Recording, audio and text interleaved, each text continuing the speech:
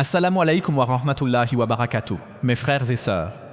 Imaginez ceci, pendant plus de 3000 ans, Satan a cherché désespérément quelque chose. Pas de l'or, pas de pouvoir, pas de domination sur des royaumes, mais une tombe.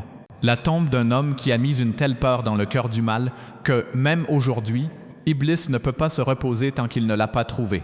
Aujourd'hui, nous allons plonger profondément dans l'une des histoires les plus mystérieuses et profondes de la tradition islamique. Pourquoi Satan est-il toujours à la recherche de la tombe du prophète Moussa? Paix soit sur lui, et ce que cela révèle sur la bataille éternelle entre le bien et le mal. Avant cela, merci de liker cette vidéo et de vous abonner à notre chaîne. Restez avec moi jusqu'à la fin, car ce que vous apprendrez aujourd'hui changera complètement votre vision de la puissance des bonnes actions et de l'impact durable de ceux qui servent vraiment Allah. L'histoire du prophète Moussa, connu sous le nom de Moïse dans d'autres traditions, est l'une des narrations prophétiques les plus détaillées et les plus souvent mentionnées dans le Coran. Allah mentionne Moussa par son nom 136 fois dans le Saint-Coran, plus que tout autre prophète sauf le prophète Mohammed, paix soit sur lui. Mais il y a quelque chose d'unique et de mystérieux à la fin du voyage terrestre de Moussa qui distingue son histoire de celle des autres prophètes. Bien que nous connaissions les lieux de nombreux tombeaux de prophètes, le prophète Ibrahim à Hébron, le prophète Mohammed à Médine, l'emplacement exact du tombeau du prophète Moussa reste l'un des plus grands mystères de l'histoire islamique. Et selon des traditions islamiques authentiques, il y a une raison effrayante à ce mystère. Satan lui-même cherche ce tombeau depuis des millénaires, et sa quête désespérée révèle des vérités sur la guerre spirituelle que chaque musulman doit comprendre. La question que nous devons nous poser est: qu'est-ce qui rend le tombeau de Moussa si significatif que l'ennemi de l'humanité a passé des milliers d'années à essayer de le trouver?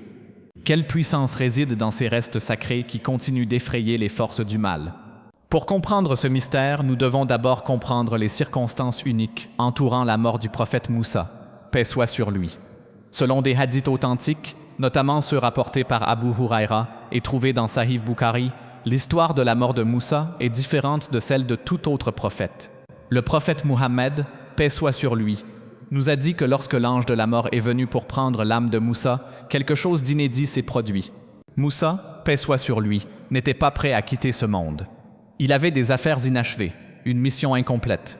Lorsque l'ange de la mort est apparu devant lui, Moussa lui donna un tel coup qu'il lui fit perdre son œil.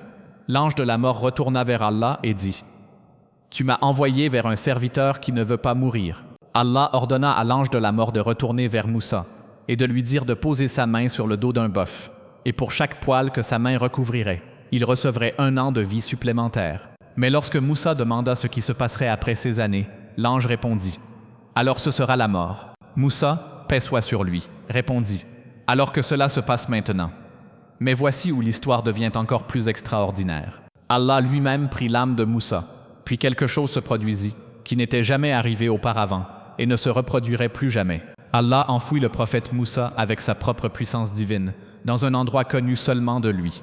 Le prophète Muhammad, paix soit sur lui, dit: « Allah l'a enterré dans une vallée du pays de Moab, en face de Beth Péor, mais personne ne connaît l'endroit de son enterrement jusqu'à ce jour. » Cette sépulture divine n'était pas simplement un honneur. C'était un acte stratégique de sagesse divine qui aurait des conséquences éternelles. Pourquoi Allah a-t-il complètement caché le tombeau du prophète Moussa? La réponse réside dans la compréhension à la fois du caractère de Moussa et de la nature même du mal. Le prophète Moussa n'était pas un messager ordinaire. Il était Kalimullah, celui qui parlait directement avec Allah. Il était le prophète qui confronta Pharaon, le plus grand tyran de son époque. Il était le leader qui libéra les enfants d'Israël de siècles d'esclavage. Il était le législateur qui reçut la Torah directement d'Allah sur le mont Sinaï. Mais peut-être plus significativement, Moussa était le prophète qui eut une confrontation unique et directe avec Satan lui-même. Dans la tradition islamique, nous apprenons que la simple présence de Moussa et sa connexion à Allah étaient si puissantes qu'elle constituait une menace pour l'influence de Satan sur l'humanité. Une influence qui allait bien au-delà de sa vie terrestre. Le fait de cacher son tombeau sert plusieurs objectifs divins. Premièrement, cela empêche que la tombe devienne un lieu de culte ou d'idolâtrie, comme cela s'est malheureusement produit avec d'autres sites sacrés au cours de l'histoire. L'islam est clair, l'adoration appartient à Allah seul, et non aux tombes ou aux sanctuaires. Deuxièmement, et de manière remarquable, cela sert de protection éternelle contre les forces du mal. Vous voyez, dans la compréhension islamique, les restes physiques des personnes extrêmement droites porte une puissance spirituelle qui peut affecter le royaume surnaturel. Le corps du prophète Moussa, même dans la mort, conserve une connexion au divin qui reste une source de bénédiction et de protection. C'est pourquoi Allah mentionne dans le Coran qu'il honora Moussa même dans la mort, en l'approchant de lui. Le fait de cacher le tombeau n'est pas seulement une question de dissimulation d'une tombe. Il s'agit de protéger une source de lumière divine qui continue de bénéficier à l'humanité et de tourmenter les forces des ténèbres. La recherche désespérée de Satan. Nous arrivons maintenant au cœur de notre discussion. La recherche implacable de Satan pour ce tombeau caché.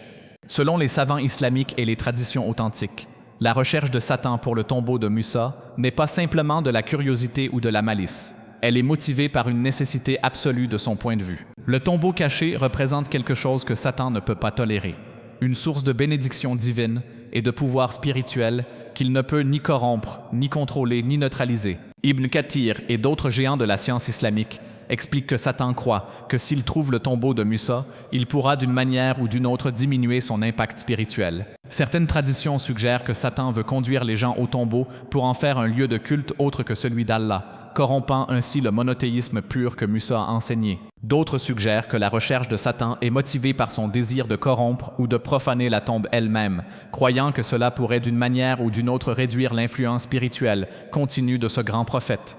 Mais voici ce qui est vraiment remarquable. Pendant plus de 3 millénaires, Satan a échoué. Chaque tentative, chaque recherche, chaque effort pour localiser ce site sacré a été contrecarré par une protection divine. Le grand érudit Al-Qurtubi mentionne que Satan a recruté d'innombrables suiveurs au cours de l'histoire dans cette quête. Il a inspiré des chasseurs de trésors, des fanatiques religieux égarés, et même certains qui se disaient érudits à chercher ce tombeau. Mais la dissimulation d'Allah est absolue. Cet échec continu n'est pas seulement frustrant pour Satan, c'est un rappel constant de son impuissance ultime face au vouloir d'Allah. Chaque jour où le tombeau reste caché est un autre jour où Satan se rappelle qu'il existe des limites à son influence, des frontières qu'il ne peut franchir et des protections divines qu'il ne peut briser. La recherche elle-même est devenue une forme de punition pour Satan, une quête sans fin qui sert de rappel perpétuel de sa défaite et de ses limites. La signification spirituelle, 9-15-12. L'histoire de la recherche de Satan pour le tombeau de Moussa porte des leçons spirituelles profondes que chaque musulman doit intégrer. Premièrement, elle montre la puissance durable des bonnes actions. La dévotion du prophète Moussa envers Allah, sa lutte contre l'oppression et son engagement inébranlable pour le monothéisme ont créé un héritage spirituel si puissant qu'il continue d'affecter le royaume surnaturel des milliers d'années après sa mort. Cela devrait nous inspirer à nous demander: quel genre d'héritage spirituel créons-nous? Est-ce que nos actions auront le pouvoir de bénéficier ou de protéger les autres, même après notre départ? Les bonnes actions que nous accomplissons aujourd'hui n'affectent pas seulement le présent, elles résonnent à travers l'éternité.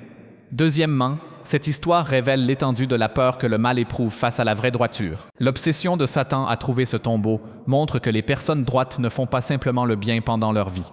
Elles continuent d'être une source de bénédiction divine et une barrière contre le mal, même dans la mort. C'est pourquoi le prophète Mohammed, paix soit sur lui, nous a enseigné que lorsqu'une personne droite meurt, ses bonnes actions continuent de lui être bénéfiques et de profiter aux autres à travers 3 choses: la charité continue, les connaissances bénéfiques et les enfants vertueux qui prient pour elle.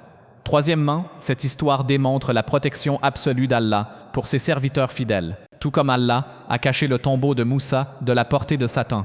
Il protège tous ses serviteurs sincères du mal spirituel qu'ils ne peuvent supporter. Lorsque nous faisons face à des attaques spirituelles dans nos propres vies, nous pouvons trouver du réconfort en sachant que la protection d'Allah est réelle et absolue. Satan peut comploter, chercher et planifier, mais il ne peut franchir les limites qu'Allah a fixées.